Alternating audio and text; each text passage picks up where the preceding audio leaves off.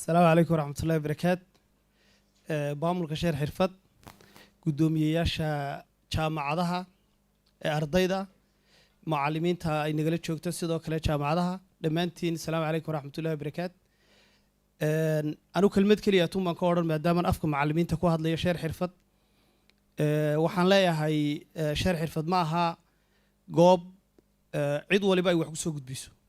laakiin waa meel sida magacaba ka muuqata aqoonta ay soo gudbinaysaa ay ku base gareysan tahay ama ay ku dhisan tahay xirfad marka adduunka waqtigan la joogana waxa haga waxa weeye waa xirfad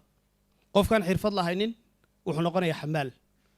tunku wax ku qaadaya laakiin kii xirfadda leh wuxuu sameeyaa laba taayir intuu sameeyo alaabtu qaadi lahaa ayuu dabeetana labada taayir ay ka caawinaya shaqadii ka fududeynaya marka sida magaca ka muuqata shahar xirfad waa goobtaas ta kale waa online qof kastaaba wuxuu haystaa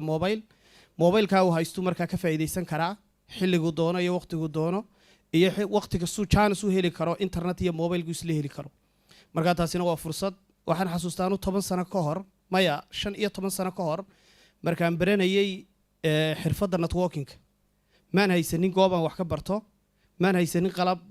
mid kale kombiyuutarada yaraaba marka inaad isla heshid macallin iyo kombiyuutar iyo adigoo kombiyuutar haystaaba yarayd waa 2010 iyo wixii ka horeeyay baan sheegaya tusaalahan marka imika fursad waxa loo helayaa in qof waliba uu mobile haysto qof waliba uu haysto sidoo kale kombiyuutar ama ay jaamacadaha badankooda wada laab leeyihiin marka anigu waxaan sidoo kale u mahad celin lahaa jaamacadda jamhuuriya oo aanu imtixaamada ku galay imtixaamadiinkii siskooyinka aan sameeyay shahaadooyinka Cisco ee CCNA iyo CCNB-da sida awadeedna xirfadii anigu aan bartay aan rabo marka inaan shahar xirfad ku soo gudbiyo si ardayda Soomaaliyeed uga faa'iideystaan taan kaga imaada marka shahar xirfad waxaan u imanayaa guud ahaan waqtiga la joogo waxa la yiraahdaa dhalinyarada dhalatay 1997 ilaa 2010 dhashay waxa loo yaqaanaa Gen Z ama Generation Z waxay ka duwan yihiin sida u fikirayaan iyo qaabkay u shaqeynayaan iyo qaabkay wada xidhiidhaanba sidii awal anagu wada xidhiidhi jirnay cidda role model u noqonaysa way ka duwan tahay ciddii awal anaga role model noo ahayd anagu set generation kuma jirno waxaan ku jirnaa generationkii ka horeeyay oo loo yaqaanay millennium waa 1980kii ilaa 1990kii intii dhalatay set generationkii ka horeeyana millennium baa loo yaqaanaa anagu markaa waan ku horeynay qoladaas set generationka imika joogta marka waxaan leeyahay set generationku